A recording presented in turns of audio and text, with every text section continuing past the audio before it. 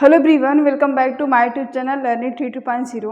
आज हम लोग सॉल्व करेंगे class 9th RS Agarwal book का एक्सरसाइज 1C का क्वेश्चन नंबर 14। ठीक है, इससे पहले क्वेश्चन नंबर 13 तक कंप्लीट हो चुका है। आई होप आप लोग को समझ में आ गया होगा। तो चलिए देखते हैं क्वेश्चन नंबर 14 क्या है।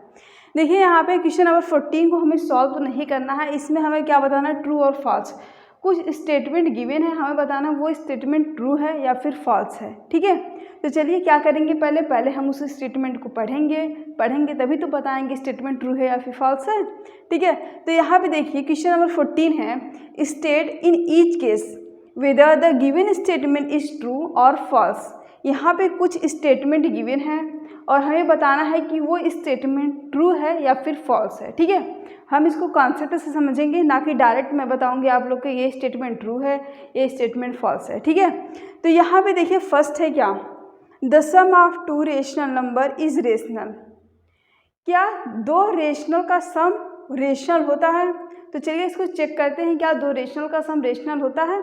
देखिए यहाँ पे दो रेशनल नंबर लेट कर लेते हैं, मान लेते हैं क्या है, दो रेशनल नंबर, पहला है 2 और दूसरा क्या है 3। ठीक है, अब देखिए इसका सम करेंगे। सम का मतलब होता है ऐड करना। तो देखिए यहाँ पे a प्लस बी क्या हो जाएगा, 2 + 3 क्या आ गया 5।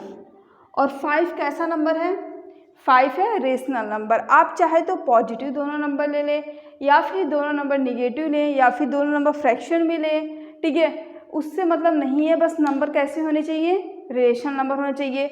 अब जब भी आप दो रेशनल नंबर लेंगे उसका सम हमेशा एक रेशनल नंबर आएगा। ठीक है, तो ये स्टेटमेंट ट्रू होगा या फिर फॉल्स होगा, तो ए स्टेटमेंट हो गया ट्रू। ठीक है, अब देखिए उसी तरीके से क्वेश्चन नंबर सेकंड है, क्वेश्चन नंबर सेकंड तो नहीं, क्वेश्चन नंबर 14 का सेकंड पार्ट। ठीक है, यहाँ पे देखिए the sum of two irrational number is irrational. क्या दो इरेशनल का सम इरेशनल नंबर होता है? तो चलिए इसको भी चेक करते हैं। यहाँ पे दो इरेशनल नंबर ले लेते हैं, मान लेते हैं फर्स्ट इरेशनल नंबर है √2 और सेकेंड इरेशनल नंबर है √3। अब इसको ऐड करेंगे, a + b इक्वल टू क्या हो गया, √2 + √3। अब बताइए √2 + √3 कैसा नंबर है, √2 + √3 भी तो इरेशनल नंबर है। तो चलिए अब दूसरा एग्जाम्पल चेक करते हैं। दूसरा एग्जाम्पल लेकर के मान लेते हैं a इक्वल टू है -√3 और b इक्वल टू है +√3। ये दोनों नंबर भी तो कैसे हैं, इरेशनल नंबर ही हैं। अब इसका सम फाइंड आउट करते हैं, तो a + b क्या हो जाएगा, -√3 + √3। ये क्या आ गया, 0 आ गया, क्योंकि -√3 + √3 क्या होगा, 0 होगा। और 0 कैसा नंबर है, 0 है रेशनल नंबर। तो क्या सेकेंड स्टेटमेंट ट्रू होगा या फिर फॉल्स होगा, फॉल्स होगा। मैंने एक कंडीशन में दो इरेशनल नंबर लिए तो उसका सम किए इरेशनल नंबर आया। फिर मैंने दूसरा एग्जांपल लिया, दो इरेशनल नंबर लिए, उन दोनों इरेशनल नंबर को सम किया तो कैसा नंबर आ गया, रेशनल नंबर आ गया। इसका मतलब जरूरी तो नहीं है ना दो इरेशनल नंबर का सम इरेशनल ही है, इरेशनल भी आ रहा है, रेशनल भी आ रहा है। जब कोई भी दो ऐसे नंबर लेंगे उसका सम अगर फाइंड आउट करेंगे हमेशा कैसा आना चाहिए, इरेशनल नंबर आना चाहिए, तभी हम कह सकते हैं वो स्टेटमेंट ट्रू होगा, अदरवाइज फॉल्स होगा। तो देखिए यहाँ पे दो इरेशनल नंबर लेने से रेशनल भी आ रहा है, इरेशनल भी आ रहा है। ठीक है, तो ये वाला जो स्टेटमेंट होगा वो फॉल्स होगा। फॉल्स है तो हम क्या लिख देंगे, F लिख देंगे वहाँ पे। अब देखिए क्वेश्चन नंबर 14 का ही थर्ड पार्ट है, the product of two rational numbers is rational. दो रेशनल का प्रोडक्ट क्या रेशनल नंबर होता है। तो चलिए इसको भी चेक करते हैं। फर्स्ट लेट कर लेते हैं एक rational number 2 and second let कर लेते हैं 6, क्योंकि ये दोनों नंबर कैसे हैं, रेशनल नंबर हैं। अब इसका प्रोडक्ट का मतलब क्या होता है, उन दोनों नंबर का वो मल्टीप्लाई कर दें। तो यहाँ पे देखिए क्या हो जाएगा, a × b 2 × 6 क्या आ गया, 2 × 6 करेंगे तो 12 आ गया। और 12 कैसा नंबर है, 12 है रेशनल नंबर। अब हम दूसरा कोई एग्जांपल ले लेते हैं, मान लेते हैं माइनस में, चलो ले लेते हैं एक नंबर ले लेते हैं -1 और b इक्वल टू भी ले लेते हैं -2।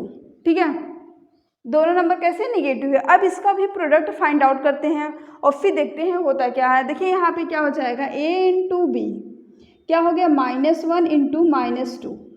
आंसर कितना आ जाएगा, माइनस माइनस प्लस, और 2 1 जा 2, और 2 भी कैसा नंबर है, रेशनल नंबर है। तो ए स्टेटमेंट ट्रू होगा या फिर फॉल्स होगा। मैंने 2 एग्जाम्पल लिए और दोनों एग्जाम्पल से देखा कैसे नंबर आ रहे थे, उसका प्रोडक्ट फाइंड आउट किए, दोनों नंबर कैसे आए, रेशनल नंबर आए। तो ये स्टेटमेंट क्या होगा, ट्रू होगा। ठीक है, आई होप आप लोग को समझ में आ रहा होगा कि कैसे हो रहा है। अब देखिए यहाँ पे फोर्थ पार्ट है, the product of 2 irrational numbers is irrational. 2 irrational का प्रोडक्ट इरेशनल नंबर होता है, हमें ये बताना है ये स्टेटमेंट ट्रू है या फिर फॉल्स है। तो चलिए इसको भी चेक करते हैं। लेट a इक्वल टू √2 और b इक्वल टू √5। अब देखिए आप इसका प्रोडक्ट करते हैं। प्रोडक्ट का मतलब मल्टीप्लाई, a इंटू बी क्या हो जाएगा, √2 इंटू √5, और इसका जब मल्टीप्लाई करेंगे तो क्या हो जाएगा, √10। और √10 कैसा नंबर है, √10 है इरेशनल नंबर। तो चलिए दूसरा एक एग्जाम्पल लेते हैं, देखते हैं। देखिए यहाँ पे a इक्वल टू लेट कर लेते हैं √3, ठीक है, और b इक्वल टू क्या कर लेते हैं, b इक्वल टू भी √3। 2 इरेशनल नंबर हो गए, ठीक है। अब देखिए इसका प्रोडक्ट अगर हम फाइंड आउट करें, a इंटू बी करें तो क्या आएगा, √3 इंटू √3, और √3 इंटू √3 क्या हो जाएगा, 3 हो जाएगा। और 3 कैसा नंबर है, 3 है रेशनल नंबर। तो ज़रूरी नहीं है कि 2 इरेशनल का प्रोडक्ट वो इरेशनल ही आएगा, ठीक है। एक केस में तो इरेशनल आ रहा था, लेकिन हम दूसरा केस लिए उसमें कैसा नंबर आ रहा था, रेशनल नंबर आ रहा था। जब इरेशनल भी आए रेशनल भी आ रहा है तो ये हमारा स्टेटमेंट हो जाएगा फॉल्स, ठीक है। सिर्फ क्या आना चाहिए, इरेशनल, 2 कोई भी इरेशनल नंबर हो, 2 कोई भी इरेशनल नंबर हो, चाहे वो पॉजिटिव हो चाहे वो निगेटिव हो, ठीक है, चाहे वो दोनों नंबर सेम ही क्यों ना हो, ठीक है, लेकिन उसका जो प्रोडक्ट होना चाहिए वो अगर इरेशनल आ रहा है तभी वो स्टेटमेंट ट्रू होगा, अदरवाइज फॉल्स होगा। तो ये स्टेटमेंट क्या हो जाएगा, ये स्टेटमेंट हो जाएगा फॉल्स, ठीक है। आई होप आप लोग को ये चारों पार्ट समझ में आ गए होंगे। तो चलिए अब देखते हैं इसमें और भी पार्ट है, अब उसको देखते हैं हम लोग नेक्स्ट स्लाइड में। तो चलिए अब देखते हैं क्वेश्चन नंबर 15 का 5th पार्ट। देखिए यहाँ पे 4th पार्ट तक हो गया था फर्स्ट स्लाइड में। अब देखिए यहाँ पे सेकंड पार्ट में 5th से देखते हैं। यहाँ पे देखिए 5th पार्ट क्या है, the sum of rational number and an irrational number is irrational. क्या एक रेशनल और एक इरेशनल नंबर का सम वो इरेशनल नंबर होगा। तो चलिए इसको भी चेक करते हैं। ले लेते हैं a इक्वल टू 4 क्योंकि एक रेशनल नंबर है, ठीक है, और b इक्वल टू √3 कैसा नंबर है, इरेशनल नंबर है। अब इसका सम करेंगे। देखिए यहाँ पे a प्लस बी क्या हो गया, 4 प्लस √3, और 4 प्लस √3 कैसा नंबर है, 4 प्लस √3 इरेशनल नंबर है, ठीक है। तो ये क्या हो जाएगा, ट्रू हो जाएगा कि फॉल्स। ये स्टेटमेंट है ट्रू, क्योंकि जब मैंने एक रेशनल नंबर लिया और दूसरा इरेशनल नंबर लिया तो कैसा नंबर आ गया, इरेशनल नंबर आ गया। और एक चीज़ आप लोग ये भी जानिए कि जब भी हम एक इरेशनल नंबर लेंगे, एक रेशनल, तो उसका जो सम होगा वो इरेशनल आएगा।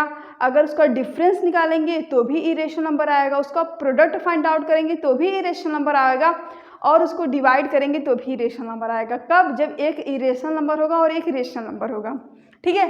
तो ये स्टेटमेंट हो गया ट्रू, ठीक है। अब देखिए यहाँ पे 6 पार्ट है इसका, the product of a non zero rational number and an irrational number is rational. Non zero rational number का मतलब क्या है कि जीरो नहीं होना चाहिए, क्योंकि जीरो भी एक रेशनल नंबर है। हमें जीरो के अलावा कोई और रेशनल नंबर लेना है एक, और एक इरेशनल नंबर लेना है, और उसका प्रोडक्ट देखना है क्या एक रेशनल नंबर आता है। तो चलिए यहाँ पे देखते हैं। a इक्वल टू ले लेते हैं 3 कैसा नंबर है, 3 है रेशनल नंबर, और b इक्वल टू क्या हो जाएगा, b इक्वल टू √5 क्या है, इरेशनल नंबर। इसका प्रोडक्ट देखते हैं तो a इंटू बी क्या हो गया, a इंटू बी 3 इंटू 5, ठीक है, यही होगा आंसर। और 3√5 कैसा नंबर है, 3√5 है इरेशनल नंबर, ठीक है। अभी मैंने जस्ट आपको बताया जब भी एक रेशनल होगा एक इरेशनल होगा, चाहे उसका सम, डिफरेंस, प्रोडक्ट, डिवीजन कुछ भी करे, हमेशा एक इरेशनल नंबर ही आएगा। अब यहाँ पे देखिए नॉन जीरो क्यों बोला था। अगर यहाँ पे नॉन जीरो, अगर जीरो रेशनल नंबर होता, एक जीरो होता और एक क्या होता, मान लेते हैं 0 एक रेशनल नंबर है और b इक्वल टू √5 ले लेते हैं। √5 कैसा है, इरेशनल है, और इसका प्रोडक्ट देखते हैं, इसका मतलब a इंटू बी। अब देखिए अभी 0 इंटू रूट 5 करेंगे और 0 का अगर किसी भी नंबर में मल्टीप्लाई करते हैं तो वो नंबर क्या आता है 0, तो होल क्या हो जाएगा 0 हो जाएगा।